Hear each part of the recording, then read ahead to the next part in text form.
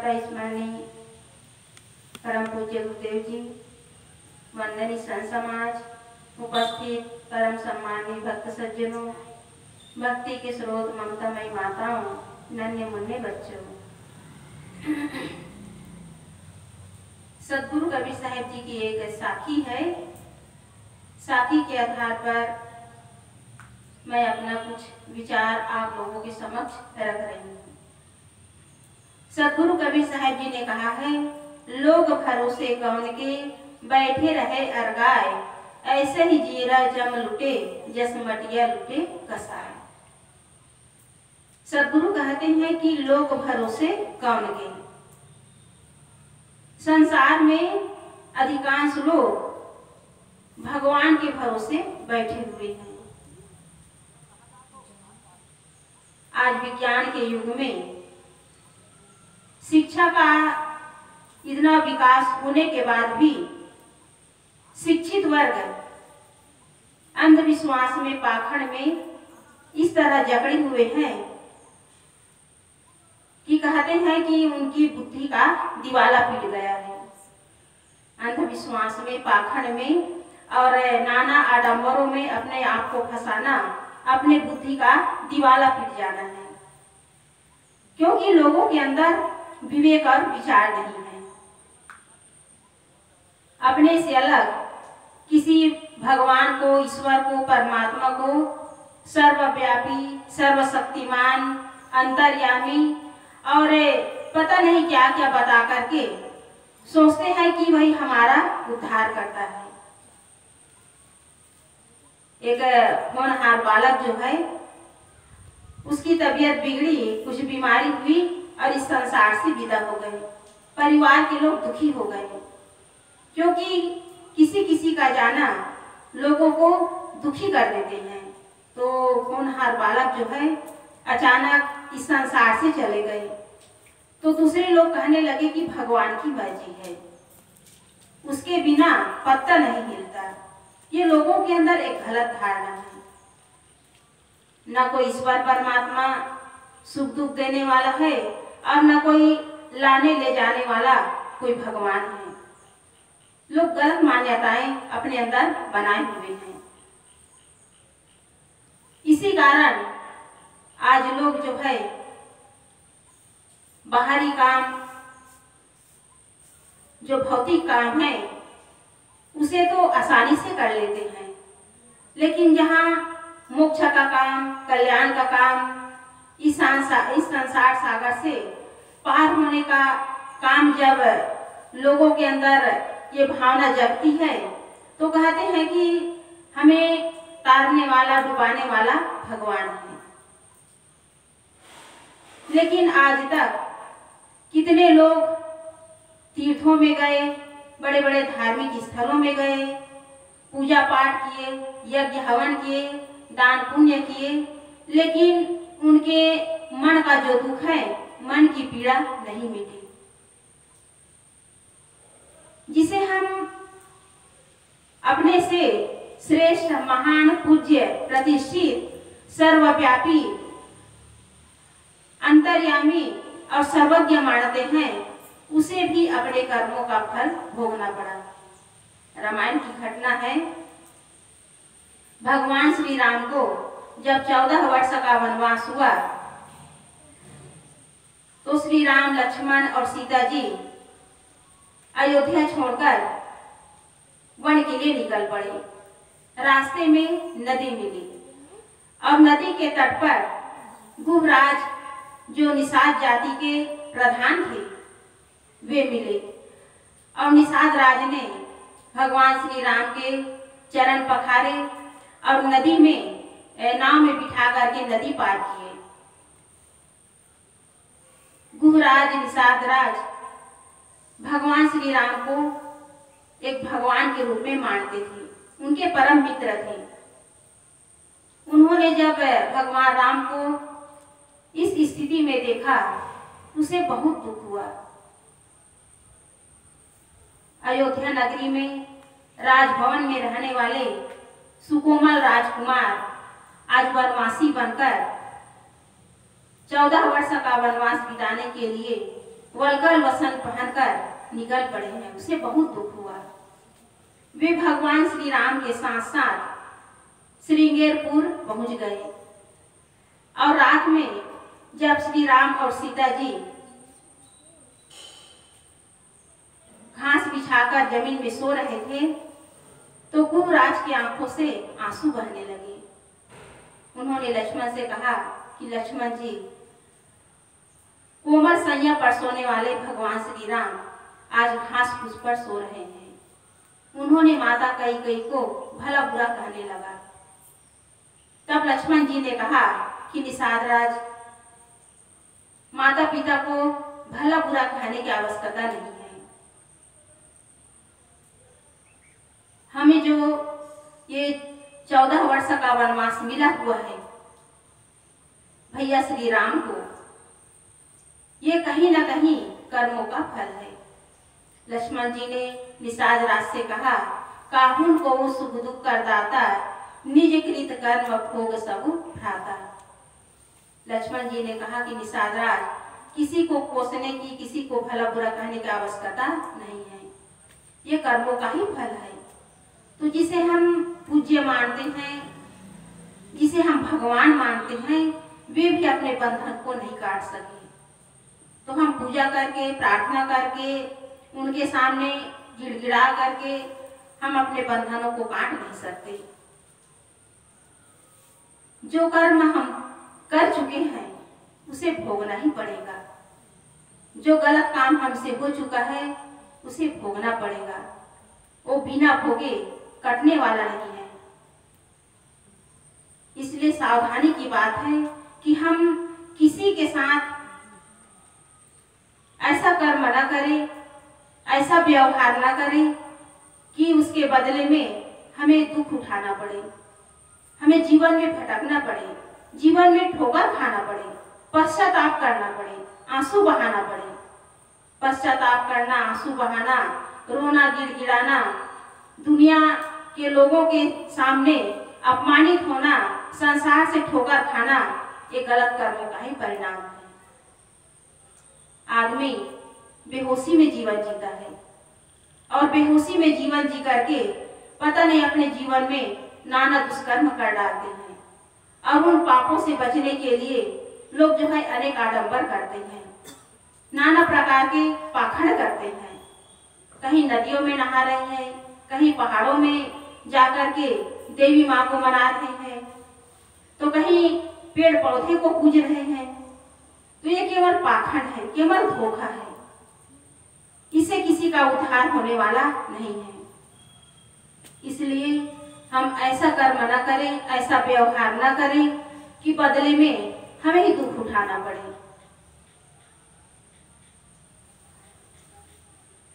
भागवत की एक कथा है। नारद जी को बड़ा ही अभिमान था कि मैंने काम वासना को जीत लिया। उसे बड़ा अभिमान था। एक बार भ्रमण करते करते एक वन में कुछ नवयुवतियों को देखा और उसमें एक सुंदर नवयुवती थी, विश्वमोहिनी। नारद जी विश्वमोहिनी के सुंदर रूप को देखकर विमोहित हो गए और उसे मालूम हुआ कि कुछ दिन बाद उसका स्वयंवर होने वाला है। तो नारद जी भगवान विष्णु के पास जाकर कहने लगा कि भगवान, मुझे ऐसा सुंदर मेरा चेहरा बना दो, हरे मुख बना दो कि विश्वमोहिनी मेरे गले में वरमाला डाले। भगवान विष्णु ने कहा कि नारद, तुम जो ये वर मांग रहे हो बहुत सोच विचार करके मांगो। नारद ने कहा कि भगवान, मुझे हरि मुख का बना दो। भगवान विष्णु ने कहा कि पहले सोच विचार लो, फिर वरदान मांगो। नारद ने कहा कि भगवान, मैं पूरे होश हवास के साथ सोच विचार करके आपको यह वरदान मांग रहा हूँ। लेकिन भगवान विष्णु ने फिर उसे सावधान किया कि नारद, तुम सोच विचार करके मांगो, बाद में पश्चाताप न करना पड़े, क्योंकि ये तो कहानी है और हरि के कई अर्थ बताए गए हैं। भगवान भी होता है, विष्णु भी होता है वानर भी होता है, कई प्रकार के हरि के अर्थ हैं। तो भगवान विष्णु ने कहा कि तुम हरि मुख कहे हो तो तुम्हें वही वरदान दिया जाएगा। उसी दिन विश्व मोहिनी का स्वयंवर था, उसे वरदान मिल गया, उसका मुख जो है वानर का बन गया। अब नारद जो है विश्व मोहिनी के स्वयंवर में पहुंचे। तो सबसे पहले जब राजभवन में पहुंचे तो विश्व मोहिनी के माता और पिता उनके चेहरे को देखकर हंसने लगे। तो नारद को लगा कि मेरे सुंदर रूप को देख करके राजा और महारानी हंस रहे हैं, सोच रहे हैं कि मेरी बेटी के लिए सुंदर वर मिल गया। उसे बड़ा गर्व था। फिर वो जब राजसभा में पहुंचे और सिंहासन पर बैठे तो जितने भी वहां राजा बैठे हुए थे सब हंसने लगे कि देखो ये कैसे स्वयंवर में आ गए हैं। तो नारद को तो ये भान ही नहीं हुआ था कि मेरा मुख जो है बंदर का बना हुआ है। वो तो यही सोचता था कि मेरा जो मुख है हरि मुख बना हुआ है, क्योंकि वो हरि का अर्थ किससे लगाए थे? भगवान विष्णु से, कि मेरा जो मुख है, मेरा जो सुंदर रूप है भगवान विष्णु का बना हुआ है। उसे यही भ्रम था। कुछ देर बाद विश्व मोहिनी वरमाला लेकर सभा में पहुंचती है और धीरे धीरे करके एक एक राजा को देखते हुए वो अपने हाथ में वरमाला लेकर के वो गुजारती है। जब नारद जी के पास विश्व मोहिनी पहुंचती है तो उसे के गले में वरमाला नहीं डालती। नारद को बड़ा आश्चर्य होता है कि मेरा इतना सुंदर रूप है और भगवान विष्णु से मैं वरदान लेकर के आया हूँ, सुंदर रूप लेकर के आया हूँ, फिर ये विश्व मोहिनी मेरे गले में हार क्यों नहीं डाली? उसे बड़ा आश्चर्य हुआ। उसी समय भगवान विष्णु वहां प्रकट हुए और विश्व मोहिनी भगवान विष्णु के गले में हार डाल दिए। नारद जी को बड़ा आश्चर्य हुआ कि भगवान मैं आपसे ही वरदान लिया हूँ और आप मुझे वरदान दिए हैं सुंदर रूप का, फिर ये विश्व मोहिनी मेरे बदले में आपके गले में वरमाला क्यों डाली? उसे बड़ा आश्चर्य हुआ और वो गुस्से में राज दरबार से निकल रहा था। सामने शीशा लगा हुआ था, शीशे में अपने चेहरे को देख लेता है। जैसे अपने चेहरे को देखता है वो कुपित हो जाता है और भगवान विष्णु को श्राप देता है कि भगवान आपने मेरे साथ छलपूना व्यवहार किया है। मैंने आपको वरदान मांगा था सुंदर रूप का, लेकिन आपने मेरे चेहरे को वानर का बना दिया है। तो आपको भी अगले जन्म में अपनी पत्नी के वियोग में वन वन भटकना पड़ेगा और अपनी पत्नी के खोज के लिए मार्गों का सहारा लेना पड़ेगा।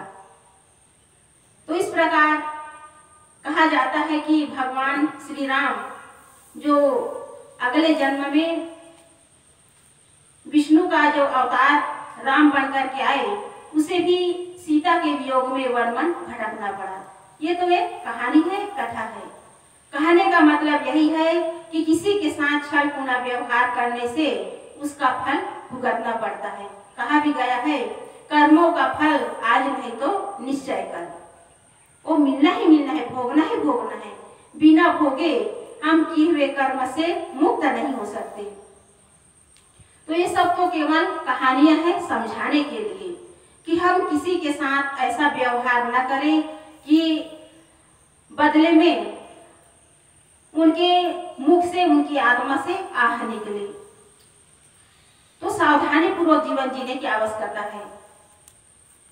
लेकिन लोगों के अंदर इतना पाखंड, इतना अंधकार छाया हुआ है कि केवल पूजा पाठ के नाम पर और नाना आडंबर करके अपने पापों से बचना चाहते हैं। आप सब लोग जानते ही हैं कि चैत के नवरात्रि और कुमार महीने की नवरात्रि में लोग देवी माता की 9 दिन तक पूजा करते हैं, उसकी उपासना करते हैं, उसके सामने रोते हैं और सोचते हैं कि देवी माँ हमारे पापों को काट देंगे, हमारा उद्धार हो जाएगा।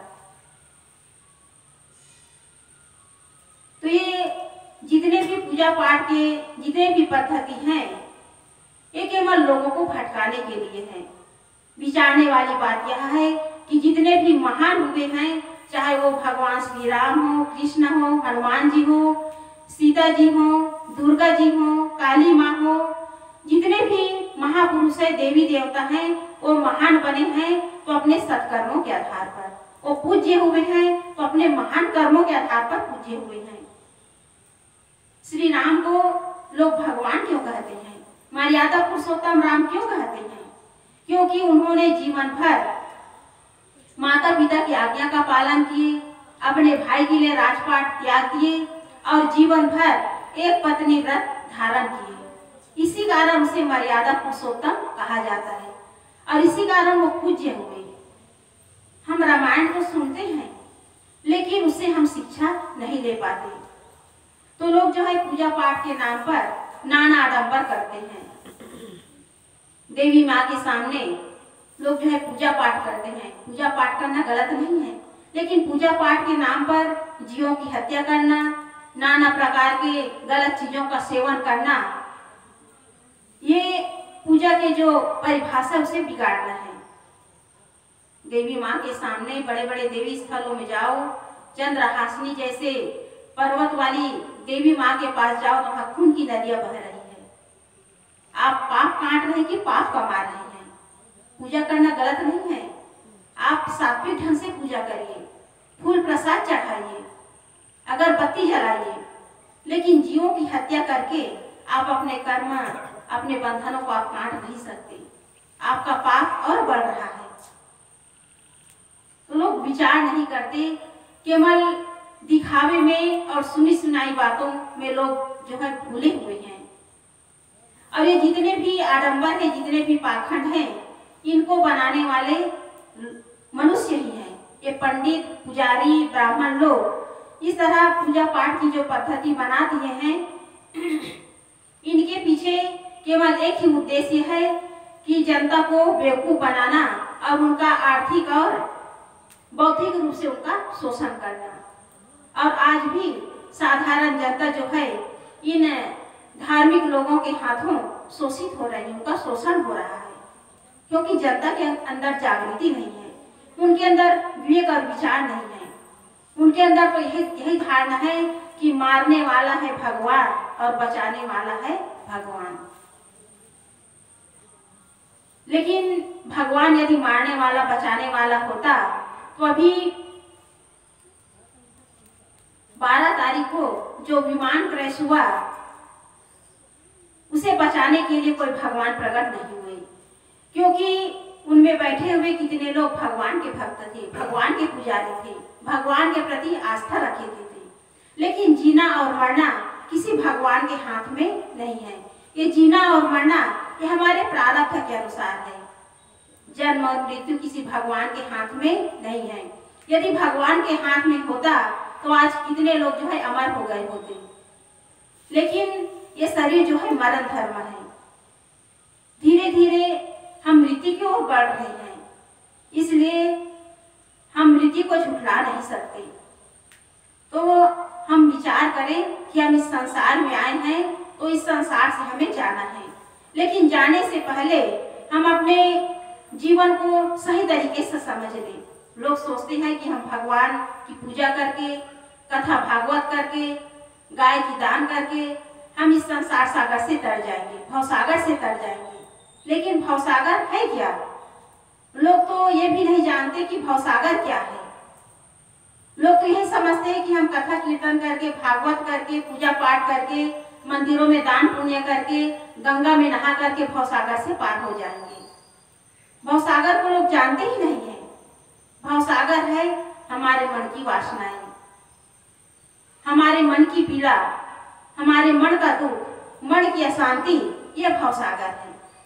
और इसे बनाने वाला कोई भगवान नहीं है। यदि भगवान हमारे मन के अंदर गलत वासनाएं, गलत संस्कार, हमारे मन के अंदर गलत विचार यदि बनाते तो उसे निकाल देते। ये मन के अंदर जो वासनाएं हैं, हमारे अंदर जो पीड़ा है, हमारे अंदर जो दुख है, हमारे अंदर जो गलत संस्कार है, उसे हम खुद बनाए हैं। इसे बनाने वाला कोई ईश्वर परमात्मा नहीं है। इसलिए इसे काटने का काम हम स्वयं कर सकते हैं। संत गुरुजन हमें रास्ता बताते हैं, युक्ति बताते हैं, मार्ग बताते हैं। उस मार्ग पर चलकर हम अपने बंधनों को काट सकते हैं, अपने दुख को हम मिटा सकते हैं। लेकिन लोग जो है भाग्य के भरोसे बैठे हुए हैं कि भगवान हमारे जीवन में चमत्कार कर देगा और हमारा भाग्य चमक जाएगा। बिना परिश्रम किए, बिना मेहनत के कुछ भी मिलने वाला नहीं है। लोग गणेश जी की पूजा करते हैं, पूजा करना गलत नहीं है, लेकिन उसमें यह भी कहते हैं कि अंधन को आंख दे, कोढ़िन को काया, बांझन को पुत्र दे तो निर्धन को माया। 11 दिन तक गणेश जी की पूजा करते हैं, लेकिन आज तक न किसी अंधे को आंख मिला है, न किसी बांझ को पुत्र मिला है, न किसी का रोग ठीक हुआ है, न किसी निर्धन को धन मिला है। ये प्रारब्ध के अनुसार मिलता है, परिश्रम के आधार पर ही मिलता है। बिना परिश्रम किए न धन मिलेगा, न विद्या मिलेगी, न हम किसी भी क्षेत्र में आगे बढ़ सकते हैं।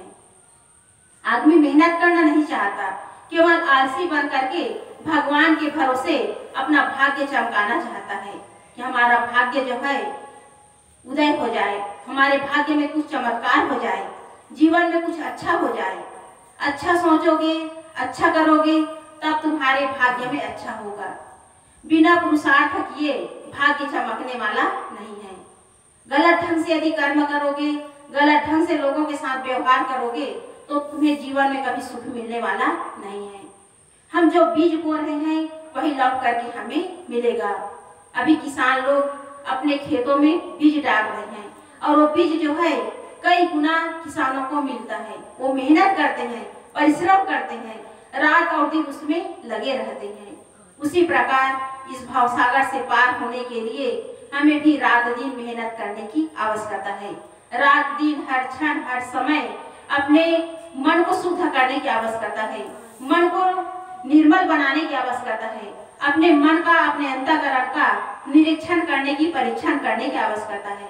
जब तक हम मन से सावधान नहीं होंगे, अपने अंतःकरण को शुद्ध नहीं करेंगे, अपने जीवन को शुद्ध नहीं करेंगे, हम इस भवसागर से पार नहीं हो सकते। लाखों देवी देवता को मना ले, लाखों पूजा पाठ कर ले, तीर्थों में स्नान कर ले, लेकिन हमारा उद्धार कोई दूसरा करने वाला नहीं है। लोग जो है यही धारणा बना लिए हैं कि गंगा जी में जाकर डुबकी लगा करके हम इस भवसागर से पार हो जाएंगे। फिल्मी दुनिया वाले गाना भी बनाए हैं कि राम तेरी गंगा मैली हो गई, पापियों के पाप धोते धोते। वो गंगा भी मैली हो गई है, किस कारण? पापियों के पापों को धोते धोते। तो ये तो एक काल्पनिक बातें हैं। मुख्य बात यही है कि आज गंगा नदी भी, उसके अंदर जो पवित्रता थी वो भी धीरे धीरे समाप्त हो रही है। बड़े बड़े शहरों के जो गटर के पानी हैं वो नदियों में उड़ेला जा रहा है। आज नदियों के जो पानी है पहले जितना शुद्ध था, जितना पवित्र था, आज उतनी पवित्रता नहीं है। जितना लोग जो है विज्ञान के युग में आगे बढ़ते चले जा रहे हैं, उतना हर चीज का गलत ढंग से दोहन कर रहे हैं, प्रकृति के साथ खिलवाड़ कर रहे हैं। जो हमें प्राकृतिक ढंग से मिला हुआ है उसका हम सही ढंग से दोहन नहीं कर पा रहे हैं। इसलिए आवश्यक है कि हम इस संसार में आए हैं तो हम अपने इस जीवन जो मिला हुआ है, उस जीवन के जो मूल्य है उसे हम समझें और किसी के साथ ऐसा व्यवहार न करें कि अंतिम में हमें किसी दूसरे के सहारे हमें रोना पड़े, गिड़गिड़ाना पड़े, दूसरे के सहारे इस जीवन को बिताना पड़े। ऐसा काम हम न करें। तो हम इस मानव जीवन में आकर के हम भगवान के भरोसे न बैठ करके हम परिश्रम करें, मेहनत करें। भौतिक काम तो दूसरे लोग कर देंगे, लेकिन उद्धार का काम, कल्याण का काम, मोक्ष का काम खुद को करना पड़ता है। संत गुरुजन हमें रास्ता बता रहे हैं और उस रास्ते पर चल करके अपने अंदर जो संसार के प्रति जो इच्छाएं हैं, कामनाएं हैं, आसक्ति है, उसे मिटा करके इस भवसागर से पार हो सकते हैं। इस भवसागर से पार करने के लिए हम संत गुरुजनों का आधार मिला हुआ है, सहारा मिला हुआ है, सदग्रंथ मिले हुए हैं, स्वस्थ बुद्धि मिली हुई है। इसका सदुपयोग करके हम अपने जीवन का उद्धार कर सकते हैं। बस इतना ही कहकर मैं अपनी वाणी को विराम देती हूँ। बोलिए सद्गुरुदेव की जय। वंदन